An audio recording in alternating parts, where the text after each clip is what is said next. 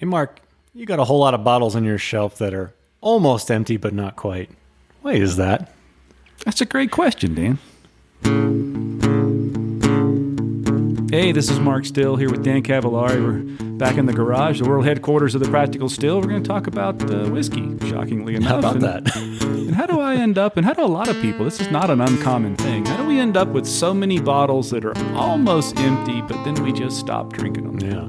Well, there's those people, and then there's people like me who, once I get down to that point, the bottle just disappears in various ways. AKA the heavy pourer. Yeah. So there's those people who kill their bottles, and then there's people who, like you, who are just wrong and keep it. Yeah, well, I don't feel right, and I think that's why it's a great question. Yeah. And before today, I think this is what got us here. As I was getting ready, and last night I was recording some videos, and I thought the shelf's just so cluttered. Let me pull this stuff off that's just got a few ounces left or an ounce left, and that was a bunch. It was 6 or 8 or 10 bottles. Yeah. Just a little skosh left in the bottom. Why is that? Why would I do that? What could you do with that? Right. Let's talk about that. What should I be doing with that whiskey, Dan? Well, drinking it, hopefully, eventually. Yeah. But there was a Cheers episode years and years and years ago where he talks. One of the characters talks about this compulsion where you're eating a meal and you always leave one last bite and you don't eat it. And he said, "Oh, it's an actual disease." Yeah. Well, that's funny because if you put it that way. You're just sick. My wife can leave that bite. If she's satiated, she's satiated. Yeah, sure. I cannot. I've got the clean your plate disease. So why doesn't that transfer to the whiskey? Why have I got 10 or so bottles with an ounce left in the bottom of them? Well, so here's a question. Is it always bottles you liked, or is it just bottles in general? I don't know, but the part about I like is interesting because more often than not, my favorite sip of a bottle, if I liked it at all, my favorite sip is that last little bit. Yeah. It's like the cereal milk. It's the best milk in the world. Yeah. I hate for it to end. Yeah. It's the ice cream that I've patiently mixed up so it's just the right consistency, but it's best right at the end. Yeah. I think some of the whiskey's the same. Maybe I just don't want to let go of that. Yeah. Well, you and I very much differ in how we treat the end of our bottles, but I think we should start by pouring ourselves. I brought a bunch of those bottles, by the way. So this Mark brought a box full of bottles that literally have a splash. Help me, Dan. Help me. Well, I am here for you, Mark. I am here. This is a lovely looking bottle, by the way. Isn't it a cool bottle? I like the shape of this. This is a George Dickel hand-selected barrel. Is aged 9 years, and it's got like a really short, squat, square kind of look. And it's really neat. Now that one, I'm going to start the whole thing that people with odd addictions do. I'm going to defend myself. That one is still around because my intention was to open a bottle of the George Dickel Bottled in Bond. And see what difference there might be. Sure. So does a barrel that somebody went, in this case Wilbur's, a store in Fort Collins, Colorado, does a barrel they went in and picked specifically at 9 years old have any advantage over a Bottled in Bond that the one I've got's the original release, the 13-year-old, where it's not a single barrel, but it's certainly within one distilling season. Which one might win? Does the extra age of the 13-year-old Bottled in Bond help, or does this single barrel, since we're also hung up on single barrels, and that's what this is, hand selected barrel is what George Dickel calls their single barrel program. Is there a difference? So I did that, and then for some reason I didn't ever want to open the Bottled in Bond. So I don't know. But that's a good question. Well, and it's hard to say goodbye to a good bottle. So, sometimes it's just a sentimental thing. Like, oh man, I really like this. I have this other one that we've talked about a lot in the last couple episodes of this barrel. Yeah. And I love this. And it's, I still got to get a healthy chunk in there, but I'm going to be sad when this bottle's gone. Yeah. There's that. You start to push that back and say, maybe I'll drink something else and save that for a special occasion. Now, I do know that I've developed a habit of slowing down. Yeah. Because as we know, the other side of the equation is I'm not afraid to open a bottle. Right. So the other side of that is I will open a bottle and just head right in. Yeah. If it's one that I really like that maybe I can't go grab real easy, I do know that I slow down. So maybe this is just the culmination of that. I come to a screeching stop when there's an ounce left in the bottle. Right. Well, what are you opening here? Because you have another bottle in front of you that's also... So I've got the barrel rye. It's a 13-year-old rye. It was a single barrel pick from Lincoln Road Package Store in Hattiesburg, Mississippi. I shared this one all over the place. I love this bottle. I ran right down to the last little bit.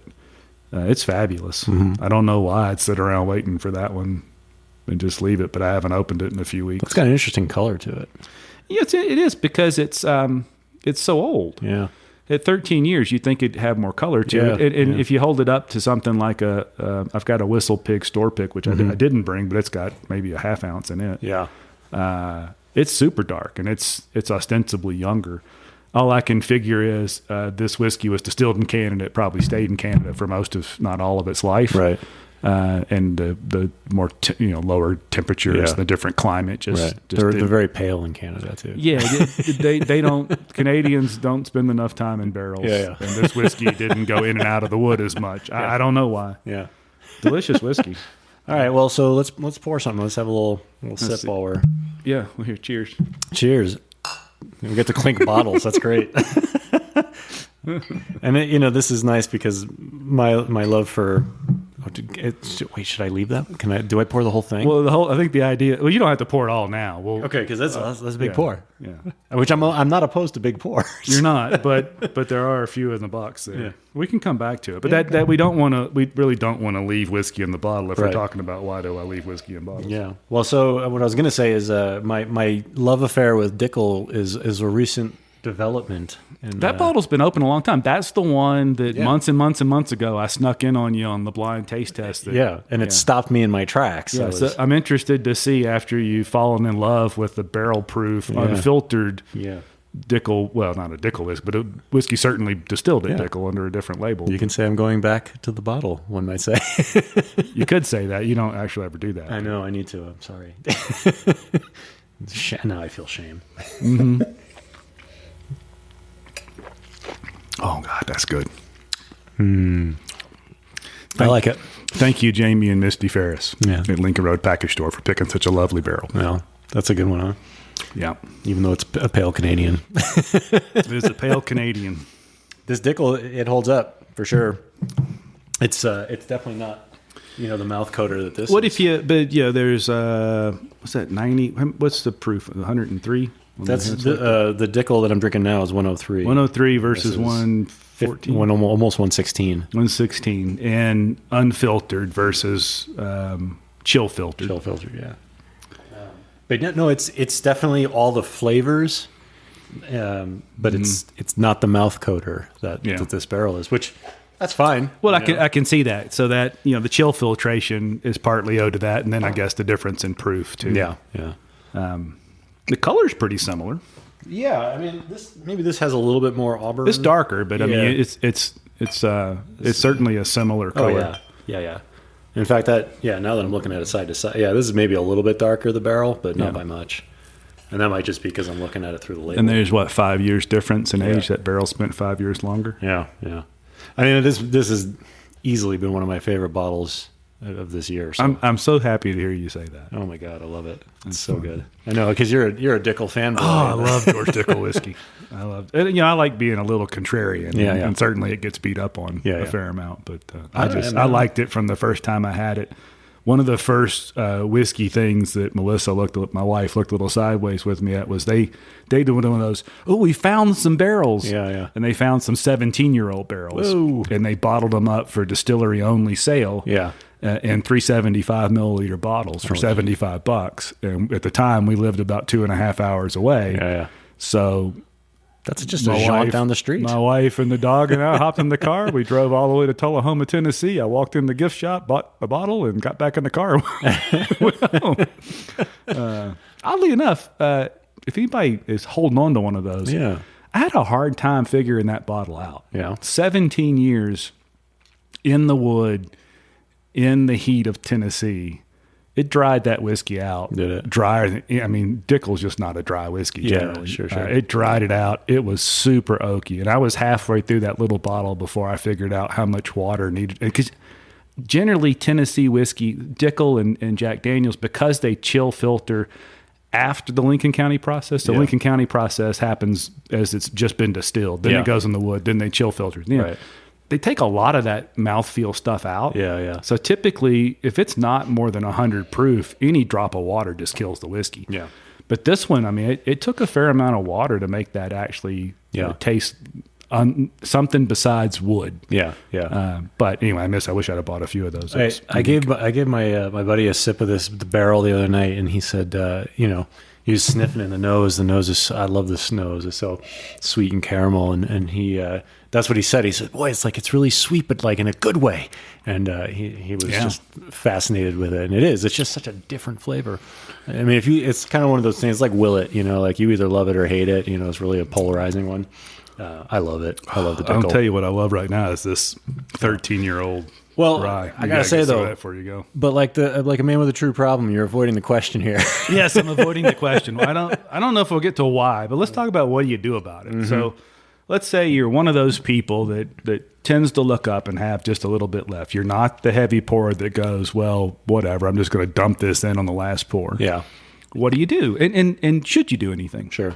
Maybe let me talk about should you do anything? Yeah. A little controversy, at least differing opinions. What happens when you open a bottle of whiskey? Mm-hmm. So it never goes bad. It's not as if it can go rancid and hurt you. Right. It's not wine. It's not going to go vinegar. Right. But it starts to oxidize. Mm-hmm. When that top comes off and you create space and oxygen gets in there, it definitely changes. And we talk about that a lot, that a whiskey you kind of like on the first sip, you come back to a month later when the bottle's been open and it's different and you like it more. So we know it changes. I happen to have been served on multiple occasions. Hey, my grandparents' estate, let's take a toast to grandma and grandpa. They passed away. Here's this bottle that's been open on the shelf for we don't know how long. It's at least, it's got a tax stamp on it. Yeah, yeah. That's in the 80s or not. I don't even know when tax stamp. Right. It was a long time ago. Yeah. And it's a whiskey I have that it's horrible. Yeah. I mean, there's just nothing left of it. So there is an end. Mm-hmm. When does it come? Now, we don't typically worry about that. Now nothing I'm sits worried. on my shelf that long. Well, but we're talking about that now. I mean, that Dickel whiskey's been open. It's been open a year. Mm-hmm. So, is that whiskey any different than the day I opened it? Has it gotten to a point where the flavor degrades? A lot of people will say no. Yeah. I've had a bottle for whatever, but I've been served Scotch. A friend of mine has this bottle that's so sentimental to him. He bought it in Scotland.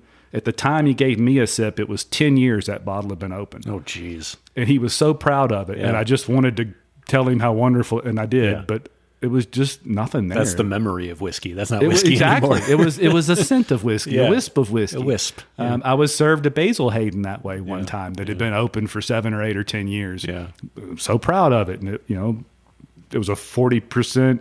Yeah. Oh boy. It was gone. I mean, there's nothing left. Yeah. Yeah. So does it change now? Now my one chance at a George T. Stagg bottle I bought right at a year ago now, it's halfway gone.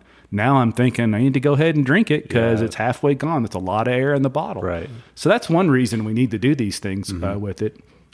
I think it changes. I don't want to sit on that George T. Stagg until it doesn't taste like it's supposed to. I was gonna say, I'm happy to help you drain that one. You notice I didn't put that one in the box. I did notice that. Yeah. So what do you do with it? I think you either just slap yourself or have some friend slap you, and you just pour the whiskey in a glass and you drink it. And if it's the best part of that bottle, like I often find, well then great, enjoy it. Yeah. The other thing you can do is an infinity bottle. We've played with infinity bottles. That's a kind of a whiskey geek standard these days. Yeah. There's a few different ways to approach infinity bottles. What about that? Is that a good way to go?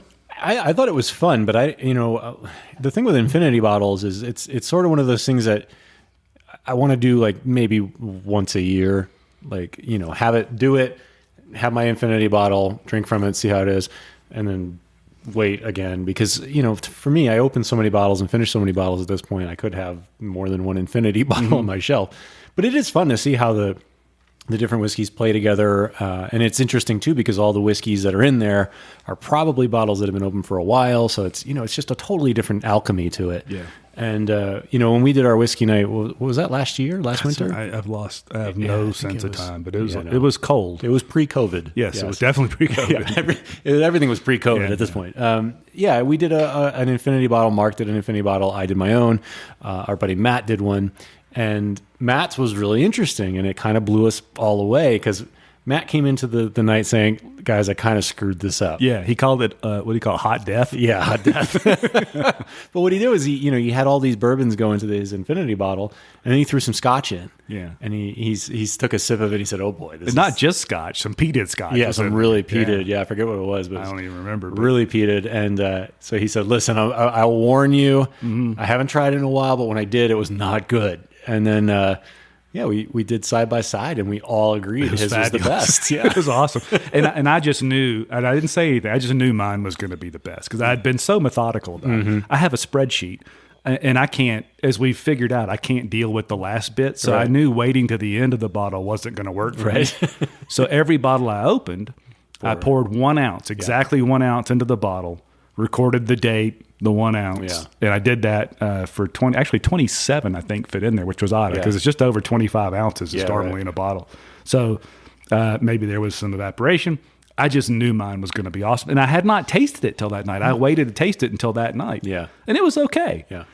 Matt's hot death thing just killed me. It was awesome. It was really good. Yeah, I'd buy that. Yeah. And mine actually kind of did taste like hot death. And it had really good whiskeys in it. It did. It had really good stuff in it. But I was a little bit willy-nilly about it. Like I kept a spreadsheet, but I wasn't consistent about how much I put in. So, I mean, there was anything from 1 ounce to 3.5 ounces of various stuff. Yeah.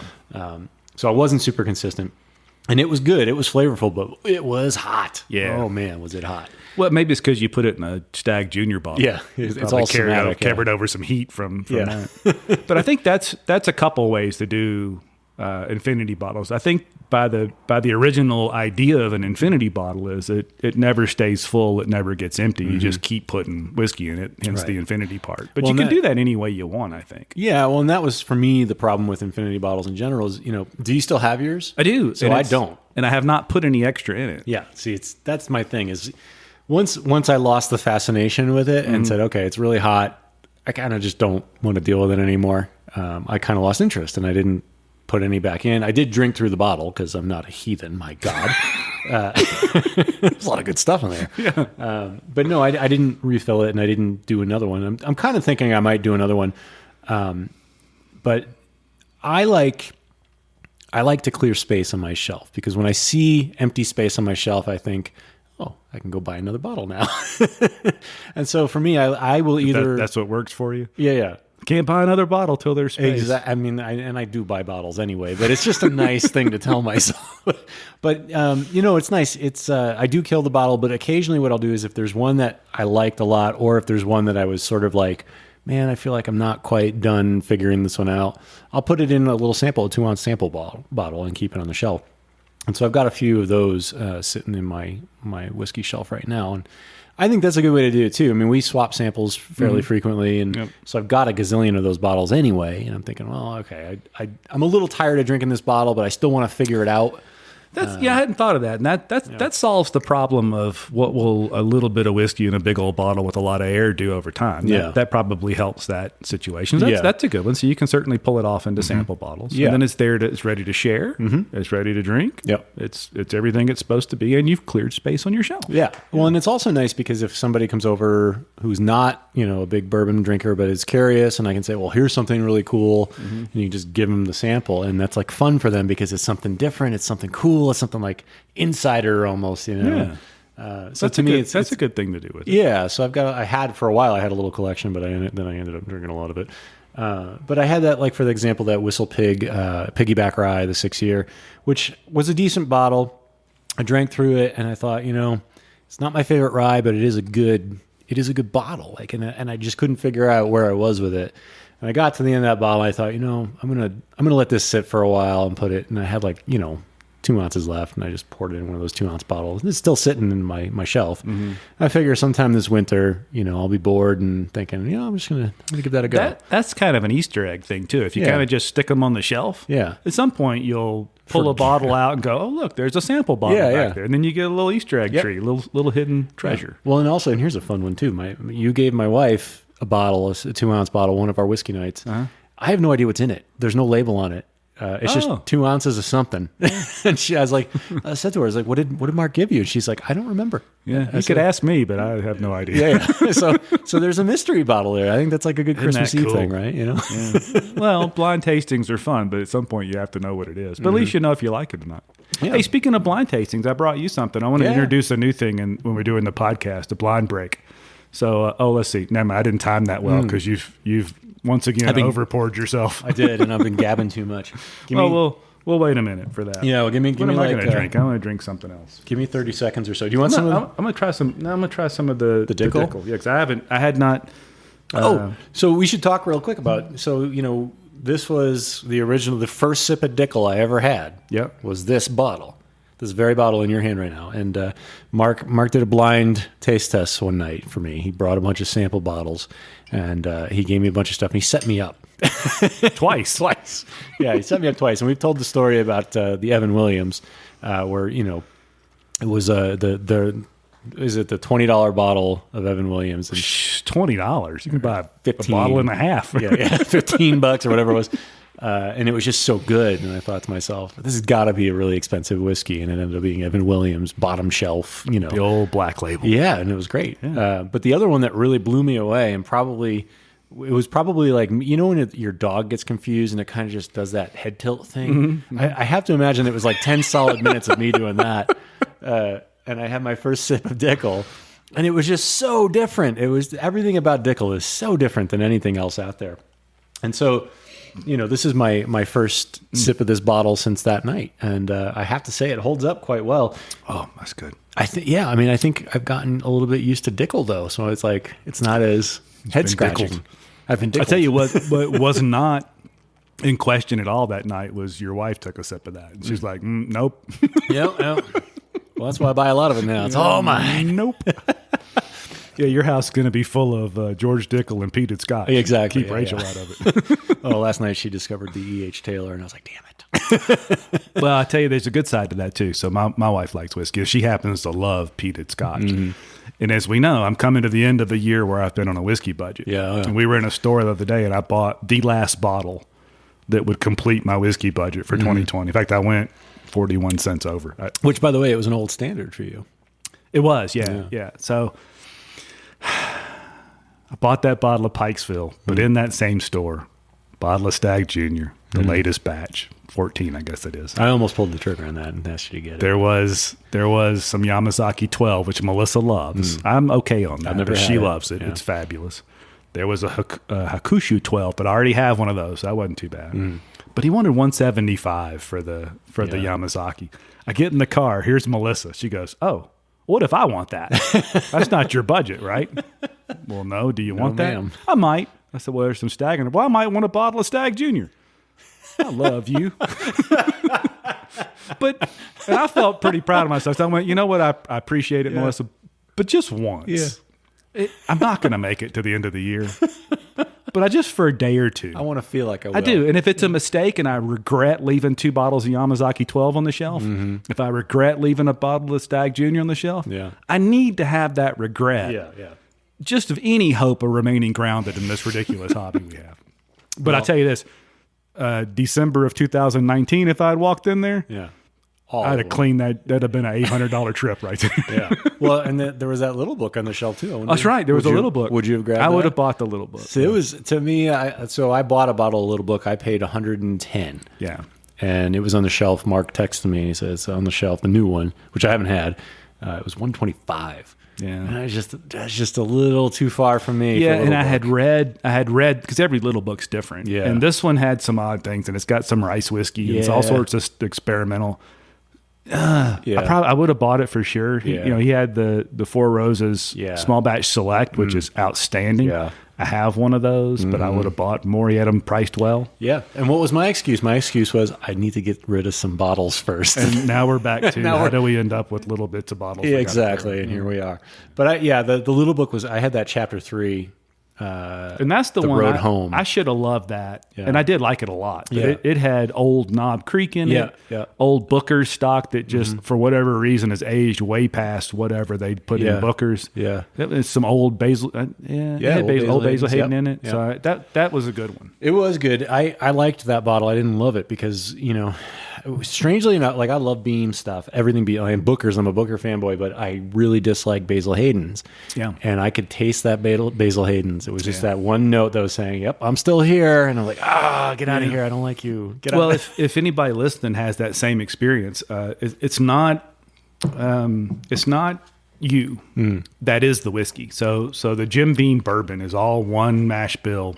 It's except for Basil Hayden, okay, and the Old Granddad, and that's a higher rye mash bill than the rest of the Beam line. So if you taste a difference, it's not you. There is a difference in that whiskey. Yeah, I mean, all the Beam stuff I love. My brother-in-law tried Old Granddad for the first time the other day, and his exact quote, I believe, was hot garbage.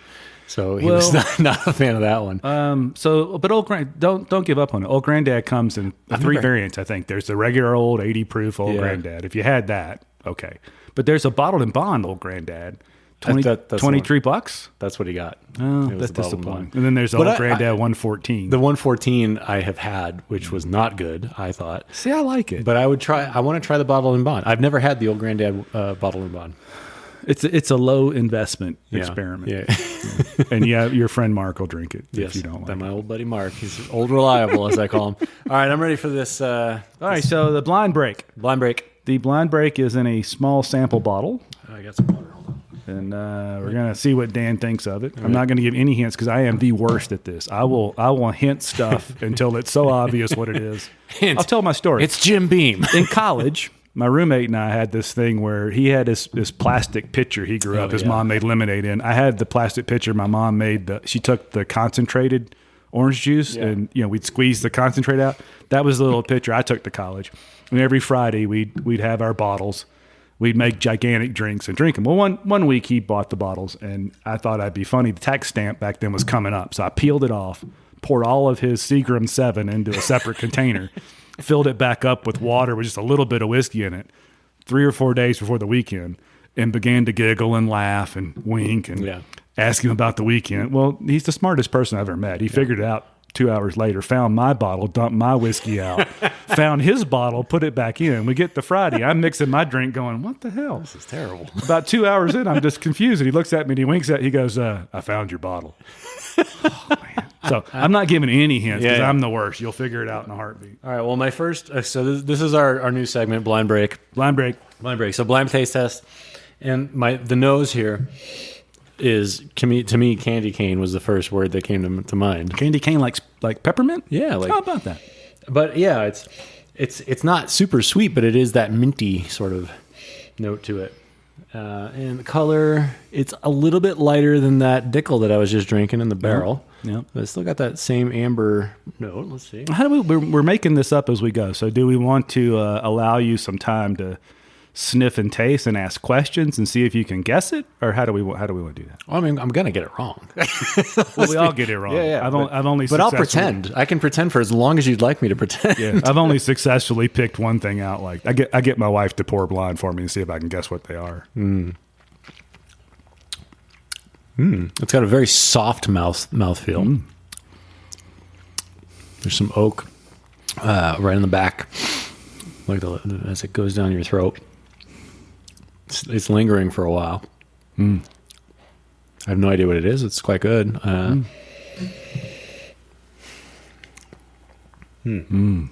Dead space while Dan explores the blind tasting. That's the problem with I'm this. still finishing this 9-year-old Dickel. It's outstanding. I can't think and talk at the same time. So it makes you a good writer. Yeah. Man, coming down from the Dickel though to this, it's totally different. Yeah, it's a different animal. Yeah, and it's a very smooth, very pleasant experience, start to finish. What would you guess the proof at? Let's try it. I'm not gonna help myself. I'm gonna give it away one way or the other. Yeah, I go right around 100. I would say. Wow, Was that good? that's very good. Yeah. Okay. Only way it could be better if you said it's exactly 100. Exactly 100. Yeah. So it's bottled and bond. See, here we go. I gave it away already. right. Oh, I know what this is. I think I know what this is. Because I was already talking about it the other night. Yeah. So this is See, I should have kept my mouth shut. all right. And this is a good one because it means I've changed my impression of this. I know exactly what this is. I think this is Henry McKenna. That is a Henry McKenna 10-year-old. I am 1 for 1 on blind taste tests on the podcast. I should have kept my mouth shut. Why didn't somebody tell me to keep my mouth shut? No, it's good. I like this. It's so. Mark and I have differed on McKenna for a while, but that's only because. So I was gifted a bottle. It's only because you didn't like it. Yeah. Well, we almost didn't get to be friends. That's true. Yeah, there was almost fisticuffs. No, I had a bottle, McKenna Bottled and Bond. This is going back years before we even did the whiskey night thing. Somebody had gifted it to me, and I didn't know what it was. I just thought it was, another bottle. And it sat on my shelf for a while. My wife really liked it, and so we, she drank most of it, and I liked it. It was okay. She's smarter than you. She is. I mean, in every way.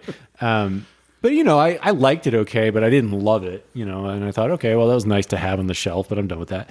And then when Mark and I started drinking a lot together, and I started to learn about, McKenna and how people were just crazy about the McKenna Bottled and Bond and how it was becoming like this allocated bottle and like it was hard to find. And I thought, why? It just didn't really do much for me. But that was the only bottle of McKenna I've ever had, and it was the only drink of McKenna that I ever had. Mm-hmm. And so this would be my first sip since probably, I think I got that in 2016.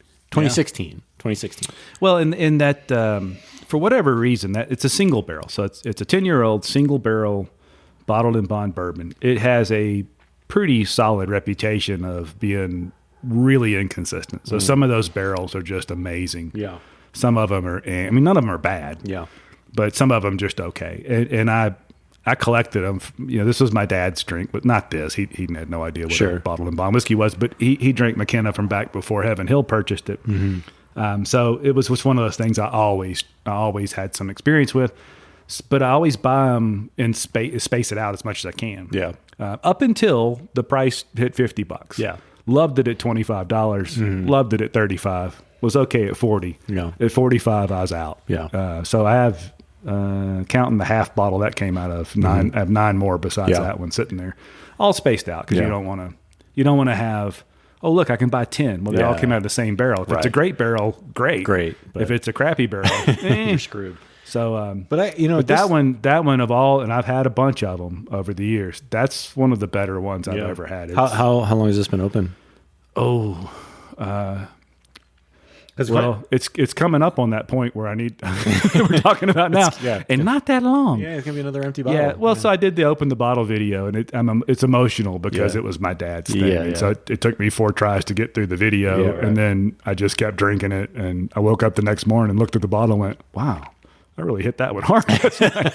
But it's 2 weeks. Okay, not bad. Not bad. And I think we found a new solution, by the way, to your almost empty bottle problem. It's this podcast. We'll bring it to the podcast. That's once a month we'll do the Bottle Kill podcast, and we'll get through those. So that's option 3. Well, gather your friends. Yeah. Bring all your nearly empty bottles. Pawn it off on Dan. Everybody, if you're around Denver, pawn it off on Dan. I take but that's deliveries. So step 1, drink this port and drink. Yeah. Option 2, infinity bottle. Yeah, that's fun. Yeah. Story to tell your friends. Option 3, bring your friends to. Well, once we can do that again. Yeah. Bring your friends together. Maybe what was one of the options was your sample bottle. Sample bottles. Yeah. Maybe sample bottle. What if you did infinity sample bottles? Ooh, that'd be fun. Little fractions in tiny little bottles. I mean, maybe that's our next whiskey night if we ever have another one because of COVID. It's just sample bottles, I mean, that could be cool. Like just bottles you've killed or bottles you've gotten samples from other people. Just that'd be really fun.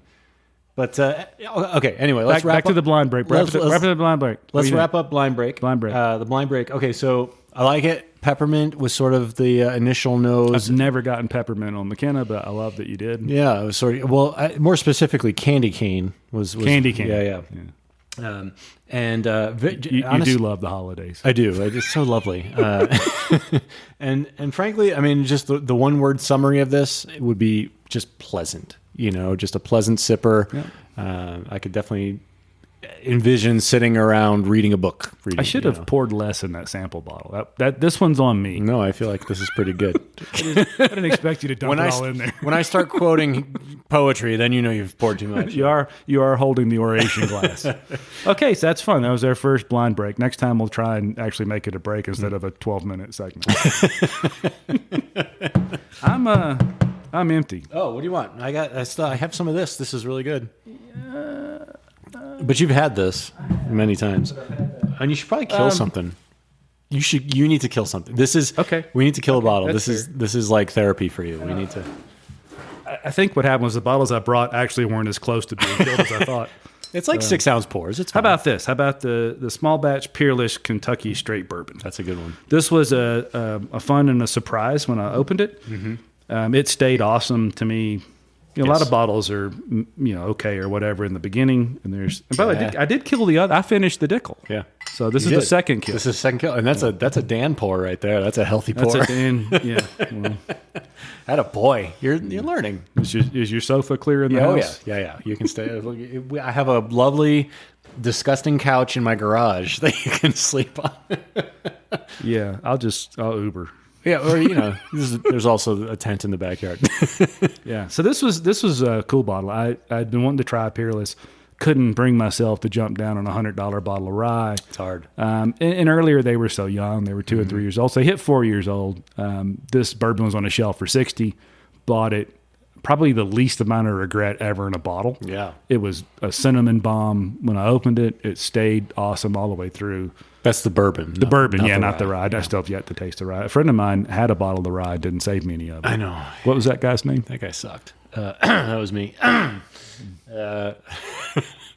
Well, the problem with that one, too, is my wife liked that one, too. So that wasn't just me. That was a joint effort between me and Rachel. I'm pretty sure if you had said, let's save a little bit for Mark, she would have said, okay. Yeah. And I didn't say that because I'm a horrible person. No, you're not. You were just a butthead for one moment. I was. But don't worry. Oh, you can still buy it. If this makes you feel better. Yes. That Dovetail we opened the bottle together on. Yeah. That we were going to do the back to the bottle together on. So I kind of couldn't wait for you last night. I saw that, yeah. I went ahead and finished it. Yeah, I'm not crying. I cried a little last night. It was good. Oh, that was a good bottle. You did give me a sample of that too, by the way. Well, we drank it, and I left a sample. I wanted to share. I'm a sharer. Yeah, you are. I'm a giver. And I'm a son of a bitch. No, you're not. You're not. I'm going to take some of your tools with me home today, yes. so it's okay. I have enough to spare. This is outstanding. If you get a chance for the... and there's videos up on this too on the YouTube channel. But if you get a chance for the Peerless Bourbon, I'm not going to tell you it's mind-blowing 20-year-old bourbon level, but for something you can buy for $60 any day of the week, that isn't the same old because they do sweet mash versus sour mash. This distillery started from the ground up. They didn't source and then come back. They're not blending. It's just really good and interesting bourbon from a cool company. Well, and I think the interesting part is really the note there. And I, there's a lot of bourbons that we've tried so far that maybe, weren't my favorite bottle, but they had something interesting about them, like that Smoke Wagon that we keep talking about. And Peerless is another one. Peerless was funny because you got a bottle of that first. And I remember we had a whiskey night and I was at your house and you said, you got to try this. It's Circus Peanuts. Yeah. I don't think I had Circus Peanuts since I was 10 years old. So I didn't even know what the heck it was going to taste like, but you were spot on. Yeah. It's just outstanding. And it's you think of circus peanuts, but trust me, it's a good thing. Yeah, and they got crucified when they first came out because they hit the market with a 2-year-old product they wanted $100 for. Mm-hmm. But which is it? Yeah, can we do it that way or what? But I think it's great. Right. The bottles are cool too. They are. They have got to spend more on the bottle than almost anybody else on the market. It's beautiful. It is. Yeah. And great topper, natural cork, and I think it fits in with that sort of thematic. Newer brands that are coming out with something that's maybe not as old as the other stuff and as traditional, but it has a good flavor, an interesting flavor, something unique. And that, that's like New Riff, their bourbon, not so much their rye. Peerless, their bourbon, for sure. Yep. And, what was it? Oh, Smoke Wagon. Smoke Wagon. I thought, well, there was two. It's good and all, but they that's MGP. But I'm not trying to do that, but I'm saying there's a difference between. Trying to do that. I'm doing it. But there's a difference between New Riff that went into the craft brewing industry, pulled a distiller out of that. There's the Peerless, where this was a real live history. I mean, these people's family really were in the whiskey business. That's how they got their DSP number back, which is DSP. I'm going to find it now that I said it. 50. Yeah. So if you open a distillery today in Kentucky, your DSP number is 20,000 something. Yeah. So there's a real live family connection. Sure. They're distilling it all themselves. They've got a very young master distiller. Yeah. But he's paid some dues. Mm-hmm. That's different than Smoke Wagon. But how about making? How about the challenge of making MGP stand out? I mean, that's worth something. Yeah, I just don't think it's the same. It's not the same something. Sure. Yeah. But I would say that Smoke Wagon, uncut, unfiltered, did have a really unique flavor. That bottle did, and I liked it. And I'm not saying it didn't, but I don't want to be on the BMGP bandwagon. Don't make me defend MGP. I don't. Plenty of whiskey I like. Yeah. It's just fine. Yeah. It's a Honda makes a really nice car. It's a very nice Honda. Yeah. It's a Honda. It's still a Honda. It's still a Honda. Okay. All right. Fair enough. But anyway, I think there's something to be said for, doing something unique, even if it's not 14 years old and, all the trappings of a distillery that's been around since forever. No, I agree. Yeah. All right. So we've had some ideas on what to do with these last little bits. We've danced around it a little bit. Yeah, we're trying. What else? Why else? How else could somebody deal with those? Well, okay. So, I mentioned earlier, I have a friend who is enthusiastic about bourbon and he's sort of in that mode of learning, much where I was when I met you, essentially. Mm-hmm. And I am now getting to return the favor to somebody else or pay it forward where, I have all these wonderful bourbons. Turn somebody else into a drunk. Exactly. Spends all their family's money on whiskey. Exactly. That's beautiful. I'm going to bankrupt somebody just like you bankrupted me. I have a little tear in my eye for that one. Well, and I think that's a good way to do it, right? Invite somebody over who's got that enthusiasm. That is brilliant. Yeah. So if you got that friend that's getting into it, maybe that's what you do with your last little bit of your good bottles. Mm-hmm. Mm-hmm. Share it with the friend. Yeah, and I think that's beautiful. And a lot of times when I have those bottles where I'm like, oh, this is almost done, I'd like to finish this, I always think of Andy, and I'm like, Andy, come over, and I'll shower you in awesome bourbons. And so that's fun, and it's fun to see somebody sort of discover all these new things. As soon as Andy figures out if he'll buy some nice bottles and call you, you might call him before there's almost nothing left in the bottle. But anyway, it's a beautiful sentiment. I like the way it works. Yeah. And I can tell you today, as we finish these off, the thing holds up where my favorite part of the bottles is the last little bit. Mm-hmm. This Peerless is better than it was, if it could be, than when I opened it. Yeah. It's fabulous. Well, it's sort of like graduation, right? Like you're saying goodbye, the emotions are high, And then I'm on to the next one. And then you're off to college. I'm only monogamous, and one thing in my life is me and my wife. The rest of this, I'll ride any bike that's out there. Yeah. I'm drinking all the whiskey. But sure, whatever. Yeah. I love you. Wait. Oh, look at you. Oh, hey, I didn't know that was a thing. All right. Yeah, I think it's fun. I think it is fun to say goodbye to a bottle and then think about what's next. So maybe the overarching theme today is don't let those bottles sit there. No. Because if you forget one that's got an ounce in it and you leave it for a year, it's for sure not going to be the same whiskey. I don't know what the science is. Maybe we can find a scientist that can help explain it. But for all the research we've done, we don't let them sit quite long enough. No. But if you leave an ounce in the bottle for a year, it's probably not going to be anywhere near the same as it was. Don't let that happen. Don't be that person. Yeah. Don't be me that leaves the whiskey in the bottle.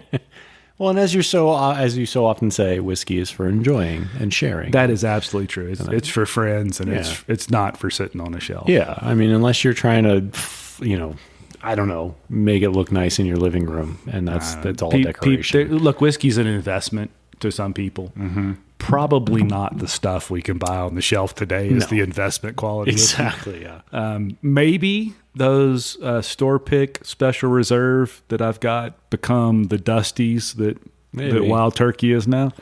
I just don't think so. I really don't. Yeah. I'm going to open them and drink them. Yeah. And I want to be there when you do. Well, it takes a village. Yes. Because that's a lot of bottles. Yeah. And I drink as much as a village. You've seen my pours. Yeah. You pour for a village. Yeah.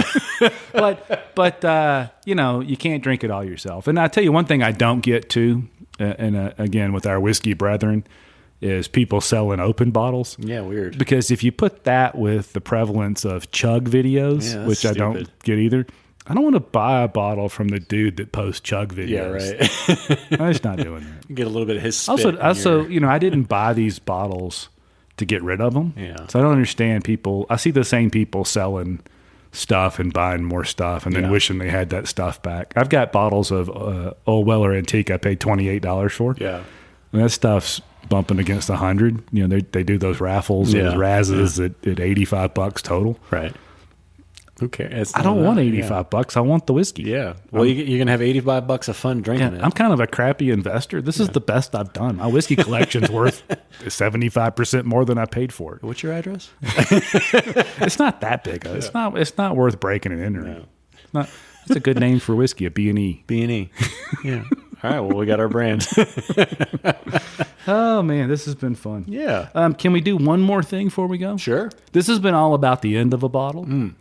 But I want it to be about the beginning of a bottle. We're gonna crack one? Yeah, because if you're gonna finish bottles, if you're gonna clear space on your shelf, why do you clear space on your shelf if not to open other bottles? Yeah. So let's do that. So I've been for the last year or so, maybe more, just a bad homer for Wild Turkey whiskey. Oh geez. A Russell's Reserve single barrel you can walk into almost any store in the country and buy for $55 or $60, sometimes $50. Will blow your mind a lot of the time. You step that up to some store picks where people really know how to pick these barrels. They know which warehouses they like. Yeah. You get an extra year or two out of them. Oh my goodness, they're really good. So that's what I brought today. Okay. We're going to end the rye that was a Lincoln Road package store pick. Okay. We're going to open up Okay. a Russell's Reserve bourbon that was a Lincoln Road store pick. Okay. So let's do that. All right. I'm in. I'm in Dan's position where I now have too much of this Peerless left. Well, hey, look at this empty glass over here. Look at that, how the tables have turned. Well, and the Russell's is another one of those ones that I discovered because of Mark, which most of the bourbon I've discovered is because of Mark, let's be honest. But I didn't realize it was a turkey product. Oh, that's the plastic. Tear the plastic. Yeah. And now that I know, I can't separate the two, but they're both great. I love turkey. Well, now. it's interesting because Wild Turkey, if you go to different distilleries, there'll be all these different mash bills for different things. Wild Turkey has exactly one bourbon mash bill. Yeah. From that, they have the bottom shelf 81 proof bourbon. Yeah. They have Wild Turkey 101, which is great. They have Kentucky Spirit, which is a single barrel version. They have Rare Brie, which is a barrel strength. Also amazing. Yeah. They have all the Russell's Reserve bourbons. Yeah. Anything they've done in the Master's Keep bourbon line. One recipe. And yet, if you blind taste them, they're all different. You just wouldn't know. Yeah. It's just crazy how much different. And that comes down to differences in warehouses and floors and knowing how to manipulate those things. It's a brilliant thing. So we're gonna open this. I have another problem, which this will help with. I can't open a bottle of whiskey without doing an open the bottle video, which is incredibly inconvenient on night. So since I've already done open the bottles on Russell's Reserve, I'm not particularly worried about it. So here we. Every once in a while, I'll get a text from Mark around 9:00 at night, and he'll say, "I've done 4 videos." And 4 is the max. The 5th one just never comes out good. Whenever Mark texts me and says I've done 4 videos, I know exactly what's going on over there. So I want to be proper and pour you first. Oh, thank you.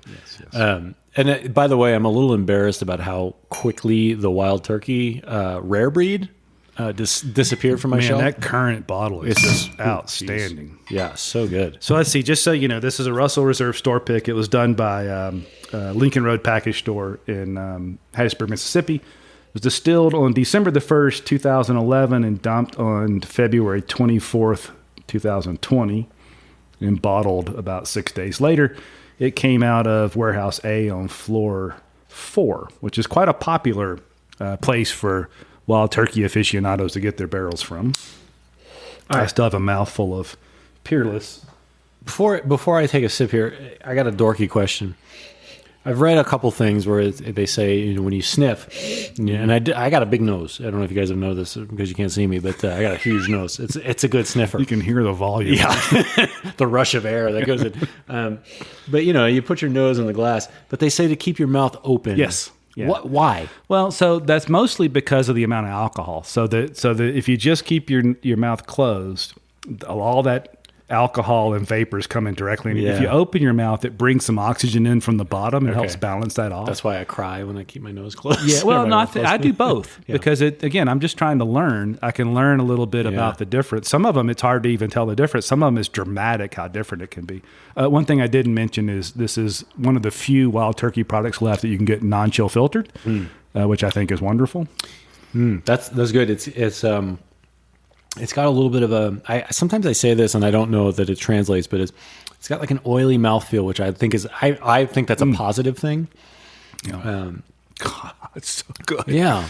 Oh, there's some distilleries that have just perfected a recipe, and I feel like this is it. it is, and now we're down to single barrels, which means with this variant and single barrel itself. There are people now that think that means it's better. That's nonsense. Yeah. People can pick terrible barrels. Out of every barrel or every run of whiskey, there will be barrels in that run that are outstanding and are just mediocre, and some of them are just awful. Yeah. Because there's too many variables. Yeah, and one of the reasons that you have something like Wild Turkey 101 is that Jimmy Russell, the 50-something year master distiller, he's in his 80s now, is a huge fan, like a lot of those distillers back then were, of consistency.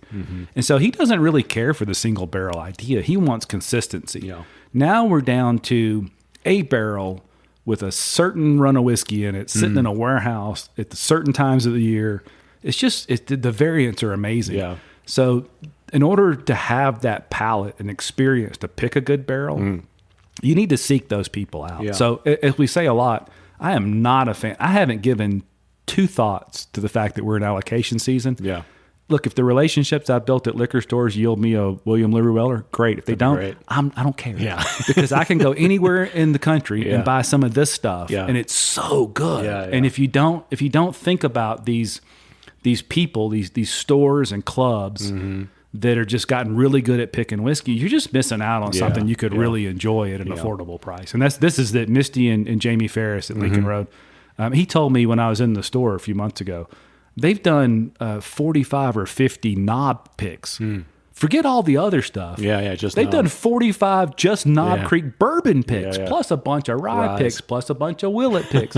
They know how to get in and find something. And there's a couple of ways they look at that. Some people are looking for the off-profile thing. They're looking for that Weller Special Reserve pick that you go, I had no idea that was Weller. But some people are looking for the same vibe of the standard offering, but just that notch up of that same kind of just thing. layers on top of that. And that's where I put Misty and Jamie. Yeah. This is unmistakable as a Russell's single barrel non-chill filter pick. But it's last night I drank the last of my store offering. Oh, you finished a bottle. I finished a bottle. Thank you very much. I was thinking about what we're going to talk about. But I finished that bottle, and now I'm having this, and the resemblance is there. Yeah. This one's just got so much more complexity. Yeah, to it. I mean, I get is like you can recognize it as Wild Turkey, but it's that like a layer of dark chocolate. You know, I really like that, and that's a complexity you wouldn't get anywhere else. I think that's really cool. I didn't mean to get so emotional, but That's okay. People are just missing it. Yeah. I hate that people miss it. I mean, think about where we were a year ago. I mean, we were standing in line to try to get those allocated bottles. Well, and we didn't weren't get 'em. sleeping in parking lots. No, I did that 3 years ago. No, I mean, I've never slept in a parking lot for a bottle of whiskey, but we did stand in some lines, and we never. And look, I'll enter the drawings. I called back home to Alabama because they can't do the in-person. Right. In Alabama, it's a control state. So there isn't, because the state controls the distribution. They control the retail sale of the liquor. And there was one ABC store in the area I lived in, North Alabama, that got the allocated whiskeys. There's a guy that's been standing in line there for 10 years. He shows up Saturday night at 6 when they close. He's got little numbers he hands out to keep everybody in line. Yeah. And so you stand there and you wait till Monday morning when they open. The last time I did that, I was number 48 in line. So I got an old Rip 10. Sweet. I was happy for that. I liked them. And in that state, I got a E.H. Taylor single barrel. I got a Stag Junior, and I got an Elijah Craig barrel proof, which is all things that we can find more easily here. You just can't get in Alabama. Yeah. That was a good day for me. Yeah. This year they can't do that, so they had an online lottery. So I had many friends in Alabama enter that lottery for me. None of them won. It's not their fault. I'm still a little mad at them. Yeah. They didn't have the right attitude. Well, and it's worth noting that for the George T. Stagg you got on the shelf right now, you didn't wait in any lines. I did not. That was blind. You just happened to walk into. You know, I say that was blind luck, but that's a store that you go in frequently. we go in at least once a week, sometimes twice a week. We Atlas Valley Purveyors is the store, but we like their meat selection. They got a butcher back there, and they've got some cool wines. I didn't know there was a butcher in there. That's cool. Yeah, we get steaks we don't eat steak but once a week, and that's where we get it from. So yeah, I wish they paid more attention to that. And maybe, I don't know for sure. I mean, maybe the guy recognized me and went, I've got this joint. I don't know why. Go to aisle 6. Frankly, I'm not really sure why he did it. I'm just happy he did, and I'm grateful. And maybe it happens this year, maybe it doesn't. Yeah. But make some relationships. But God, don't be that person that's calling every store. You got any pappy? Yeah. Well, and honestly, the best byproduct of making that relationship with the store that might get you that rare bottle is that they probably hook you up with other very cool bottles throughout the year. They're going to let you know when there's a pick coming. In fact, that same store did a Whistle Pig 10-year pick. Outstanding. Yeah. And it's $100, but I mean, goodness gracious, for $100 you get something that unique. They've done larceny picks. Play that store pick thing. Now, again, just because it's a single barrel, just because it's a pick doesn't mean it's good. Some of these folks, they don't really know. Right. I mean, some of them don't even ask for samples. They're picking because people know they want picks. Yeah, they just get them. Yeah. So do pay attention to that. Ask them who picks the barrels and how it gets picked and that kind of stuff. And but once you find somebody where you can line up with their palate, that's a much better way to spend your whiskey money, I think, than chasing unicorns. Absolutely. And you don't have to work so hard. And you don't. You spend more time enjoying whiskey and less time chasing things you may not ever get. Yep. Yeah. Yep. Cool. Well, I think we accomplished something. I don't know what it was, but we accomplished something. Well, finish your bottles. Yeah. If you can't finish them on your own, bring your friends in. Let them enjoy them. Yep. If that doesn't work, put them in sample bottles and hide them around the house. Yeah. And maybe you'll find them later and be excited about it. It's like an Easter egg hunt for If grown-ups. that doesn't work, find your new whiskey friends that are just finding the hobby. Share those last little bits with them. Yeah. Accelerate their enjoyment in the sport. If you think anything else, let us know. Yeah. There's an ask button on thepracticalstill.com. Let us know what you're thinking with that and what else you might like to have us look at. Check the videos out on the YouTube channel. Yeah. Listen to this podcast, which if you hear this, you are already listening to it. So thank you. Gotcha. Well, it's also at the end of the podcast, so you might have started listening and not made it this far. And then the socials. So Instagram and Twitter and Facebook. The Practical Still. Yeah. What else, Dan? If you guys have suggestions for topics you want us to cover. Oh, yeah, that gets tough. Yeah. Because we're drinking a lot. It's hard to figure out. If you don't help us, the topic might be, hey, we're drinking a lot. Yeah. And you're listening to us drink a lot. Which we're fine with. Look, and maybe that works for you. We drink good stuff. Yeah. And we don't pay a lot for it. And we're very good at drinking. And that's the practical part of the practical still. That's right. I hope everybody heard that. Slapping my leg, I'm so excited. That's the practical part. You can get really good whiskey any day of the week. Yeah. Just know what you're looking for. Yep. And if you aren't sure, ping us and we'll let you know. Absolutely. Cool. This has been fun. Yeah, as always. Yeah. I feel like your garage has become my second home. Yeah. Well, you can, like I said, there's a couch to sleep on. I may take you up on that drinking. for an hour or so. Yeah. Cool. Yeah. This has been great. Yeah. Well, thanks for listening, everybody. We'll catch you in the next episode. Right on. Cheers.